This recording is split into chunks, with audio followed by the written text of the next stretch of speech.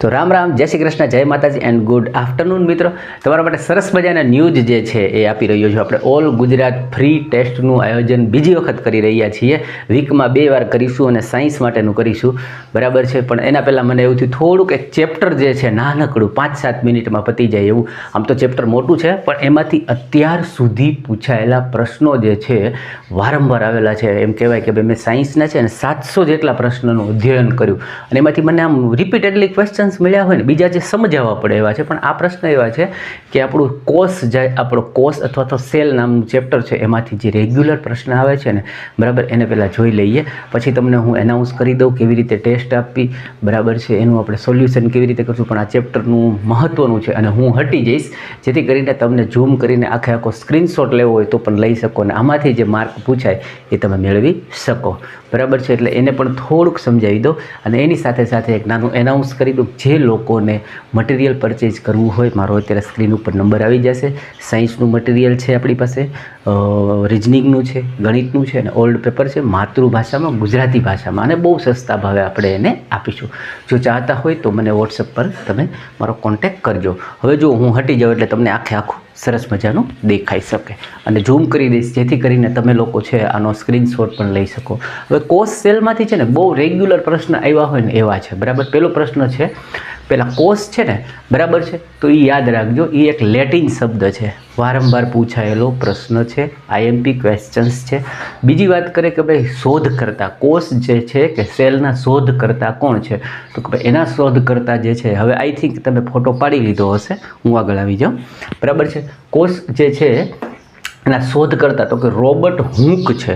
અને રોબર્ટ હુંક જે હતા ને એને સૌ પ્રથમ એમ કહેવાય કે ભાઈ ઝાડની છાલમાં બૂચ કહેવામાં આવે છે અને બૂચમાંથી પ્રથમ સેલ જે છે એની શોધ કરેલી. ક્યારે? તો કે 1665માં, બરાબર છે. અને જે સેલ હતો ને એ ડેડ હતો, મૃત સેલની શોધ કરેલી. ઇમ્પોર્ટન્ટ શબ્દ બોલું છું કે એમણે શોધેલો રોબર્ટ હુંકે 1665માં એ મૃત સેલ હતો એટલે ડેડ સેલ બોલવામાં આવે. તો આપણને થાય જીવંત સેલ સૌ પહેલાં કોણે શોધ્યો? આ પ્રશ્ન બી પૂછે છે. તો કે જીવંત સેલ જે છે એ લ્યુઓન હોક નામનો વ્યક્તિ હતો. એણે ખાબોચિયામાંથી, બરાબર છે, થોડાક જીવો લીધા અથવા તો ખાબોચિયાનું એને જ્યારે સૂક્ષ્મદર્શક યંત્રમાં જોયું તો એને જીવંત સેલ સૌ પ્રથમ એમણે શોધેલા. લગભગ મારા ખ્યાલથી 1684 કે હું ડેટ મને ઈયર ખ્યાલ નથી, બરાબર છે. બાકી જોઈએ કે ભારતીય સેલ વિજ્ઞાનના પિતા, આ પ્રશ્ન બી વારંવાર આવે છે, તો એ છે A.K. શર્મા, બરાબર, બહુ વાર પૂછાયેલો સવાલ. પછી આખું કોષ વિજ્ઞાન જે છે એને શું કહેવામાં આવે? તો વિજ્ઞાનની જે શાખાઓ હોય એમાં સાયટોલોજી તરીકે કોષ વિજ્ઞાનને બોલવામાં આવે છે. પછી ભારતીય સેલ આવી ગયું. કોશિકાનો સિદ્ધાંત, કોશિકા સિદ્ધાંત જે છે એ સ્લાઇડન અને સ્વાન નામના વૈજ્ઞાનિકે આપેલો છે અને એ કોશિકા સિદ્ધાંત શું હતો એ પણ સમજાવી દો જેથી કરીને એમ ના થાય કે સાહેબ આ બરાબર છે પણ હતું શું? એ તો કે કોશિકા સિદ્ધાંત એણે એવું કીધું કે દરેક સજીવ જે છે એના અંદર સેલ રહેલા હોય છે અને દરેક સજીવ જે છે એ આ કોષનો જ બનેલો હોય છે. આવો એણે સિદ્ધાંત જે છે આપ્યો એટલે એનો કોશિકા સિદ્ધાંત. સ્લાઇડન અને સ્વાન નામ યાદ રાખીશું આપણે. સૌથી મોટો સેલ, બરાબર છે, શું કીધું? તો કે ભાઈ સૌથી મોટો સેલ જે છે એની વાત કરીએ. સૌથી મોટો કોષ કે સેલ જે છે પૃથ્વીની ઉપર કયો છે? તો કે શાહમૃગનું ઈંડું, બરાબર. પછી એવો જ પ્રશ્ન, સૌથી નાનો જે કોષ છે એ શું છે? તો કે માઇકોપ્લાઝમા, એક જાતનું બેક્ટેરિયા બોલવામાં આવે છે, બરાબર. એ બેક્ટેરિયલ સેલ છે એટલે એ માઇકોપ્લાઝમા નામ તમે યાદ રાખજો, બહુ વાર આવેલું છે. પછી મનુષ્યમાં સૌથી નાનો કોષ, મનુષ્યની અંદર સૌથી નાનો સેલ કયો ગણાશે? તો કે સ્પર્મ. સ્પર્મ મીન્સ કે જે પુરુષના વીર્યની અંદર હોય છે, બરાબર છે. નાનકડા જીવડા જે તમે સૂક્ષ્મદર્શક યંત્રની જાઓ લેબોરેટરીની અંદર જોતા હોય છે એમાં તમે જોઈ શકો, બરાબર છે. એક બૂંદની અંદર મિલિયન્સની અંદર સેલ હોય છે, બરાબર છે, અને સૌથી નાના હોય છે. પછી જે મનુષ્યમાં સૌથી લાંબો, મનુષ્યની અંદર સૌથી લાંબો સેલ કયો? તો કે ન્યુરોન. ન્યુરોન બોલે તો ચેતાતંત્રની અંદર હોય છે, બરાબર. એ જે છે એ સૌથી લાંબો સેલ હોય છે, બરાબર. આશરે 1 મીટર જેટલો, બોલો આવડી મારી ખોપડી દેખાય છે એમાં તમને લાગે છે 1 મીટર લાંબા સેલ હશે? વિચાર તો કરો કે આ જે કંઈ કુદરતની બનાવટ છે કેવી સરસ મજાની છે અને આપણે એ સેલનો ઉપયોગ કરતા નથી. અને તમને જો થોડુંક વાત કરું ને એના વિશે તો મજા આવી જાય. દરેક સેકન્ડમાં એવા 10,000 ન્યુરોન્સ જે છે એ વગર યુઝ કરે નષ્ટ થઈ જાય છે. આપણે વાપરીએ નહીં ને એમના નષ્ટ થાય.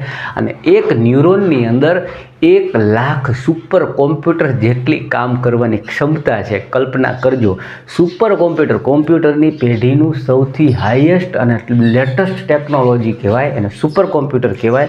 અને એક સુપર કોમ્પ્યુટર છે ને બરાબર અબજો રૂપિયાનું હોય અને એનું કામ અદ્યતન હોય, બરાબર છે. એવા આપણા એક ન્યુરોનની અંદર એમ કહીએ ને 10,000થી લઈને 1 લાખ સુધીના સુપર કોમ્પ્યુટર જેટલી ક્ષમતા ધરાવતા, બરાબર છે, એવા આપણે 1 સેકન્ડની અંદર 10,000 સેલ નષ્ટ કરીએ છીએ વિધાઉટ યુઝિંગ.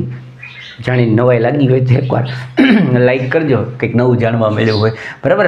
લાંબો સેલ ન્યુરોન્સ છે. પછી કોષમાં કોષ કેન્દ્રકની શોધ કરનારા હોય તો એ છે રોબર્ટ બ્રાઉન. આટલા જે ક્વેશ્ચન્સ હતા. હજી તમને એમ થાય કે ભાઈ સ્ક્રીનશોટ લેવાનો રહી ગયો છે તો આપ લઈ શકો છો, બરાબર છે. સરસ મજાની માહિતી જે હતી વારંવાર પૂછાતી એ મેં તમારા સુધી પહોંચાડી દીધી. હવે વાત કરી દઈએ કે આપણે છે ને એવો પ્રયત્ન કરીએ છીએ કે મારો ભાઈ, મારી બેન, દરેક વ્યક્તિ જે છે ને એ આના અંદર એનું સપનું સાકાર કરે ને એમાં એના સપનાની ઉડાનમાં હું શું મદદ કરી શકું, તો મારી આવડત, મારી પાસે રહેલું જ્ઞાન અથવા મારી પાસે જે કંઈ ક્ષમતા છે તમારા સુધી પહોંચાડું. થોડું ઘણું આછું દેખાય તો ભાઈ તમે એને છે ને હવે તો ઝૂમ કરીને જોઈ શકો છો, અથવા આપણી પોતાની યુટ્યુબની ક્વોલિટી જે છે એ થોડીક 320 જેવી કરી નાખશો તો સરસ દેખાશે, એટલે પ્રશ્ન હલ થઈ જશે. હવે આપણે આજે સાંજે મારી પોતાની ટેલિગ્રામ ચેનલ છે જેની લિંક નીચે હોય છે, દર વખત વિડીયોની નીચે મોર કરો એમાં હોય છે.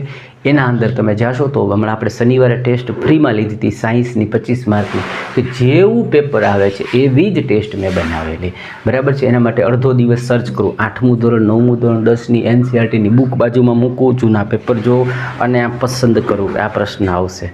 એવા પ્રશ્નો આપણે એની અંદર મૂકીએ છીએ. તો આજે સાંજે એ ટેસ્ટ છે આપણે 8 વાગે મૂકી દઈશું ટેલિગ્રામમાં. આપ આમ પોતાની ઈમાનદારીથી કે ભાઈ હું કેટલા પ્રશ્ન કરી શક્યો, મને કેટલા આવડ્યા, અને આવતીકાલે એનું સોલ્યુશન આપણે મૂકીશું, બરાબર છે. વિમાન નીકળે છે બાજુમાંથી, કોઈ ટેન્શન નહીં, ઘરની બાજુમાં જ છે ટ્રેનિંગ સેન્ટર એટલે, બરાબર. તો આપણે બધા એને સોલ્વ કરીશું. તમે લોકો કે ભાઈ હું 25 મિનિટમાં 25 પ્રશ્ન કરી શક્યો કે ના કરી શક્યો, ઈમાનદારીથી કરવાનું, બરાબર. નથી આવડતું એને પાછું શીખવાનું. બીજે દિવસે હું એની સોલ્યુશન આપીશ, જેથી સોલ્યુશનમાં તમે સમજી શકો કે આનો આન્સર કેવી રીતે આવ્યો. એમાં દાખલાએ હશે, બધા ચેપ્ટરમાંથી પ્રશ્ન લીધા, રાસાયણિક સમીકરણો હશે, રાસાયણિક ક્રિયાઓ હશે. ઓલમોસ્ટ આપણે પેપરને એમ કહેવાય કે ભાઈ બધામાંથી ભારાંક જે છે સરખો આપણે આપી અને લેવલથી પેપર બનાવીએ છીએ, બરાબર. એનું કાલે સોલ્યુશન કરવામાં આવશે. એટલે આજે તમે ટેસ્ટ આપો, સરસ બધાને બેસ્ટ ઓફ લક, બધા પાસ થાવ આ ટેસ્ટની અંદર. અને આ ટેસ્ટ જે છે બધાને ફેલાવો, મિત્રો સુધી વાત કરો કે ભાઈ ફ્રીમાં ટેસ્ટ છે વિજ્ઞાનની આપો, બરાબર. કારણ કે ગણિત ને રીઝનિંગ છે ને એમાં એવા દાખલા કે આવશે અઘરું, એને છોડવું પડશે, પણ વિજ્ઞાન છે એ તમારા માટે ભારાંક વધારશે, માર્ક લાવવામાં હેલ્પ કરશે. તો વિજ્ઞાન તમારું કાચું ન રહી જવું જોઈએ, એના માટે તમે આપણે ઓલ ગુજરાત ફ્રી ટેસ્ટનું આયોજન કર્યું છે. તો અચૂકથી આવજો, અચૂકથી તમે ટેસ્ટ આપજો, અને કાલે આપણે એના સોલ્યુશનમાં જઈશું. મળીએ બીજા વિડીયોમાં. ત્યાં સુધી વ્યસ્ત રહો, મસ્ત રહો, તંદુરસ્ત રહો અને ખુશ રહો. આવજો.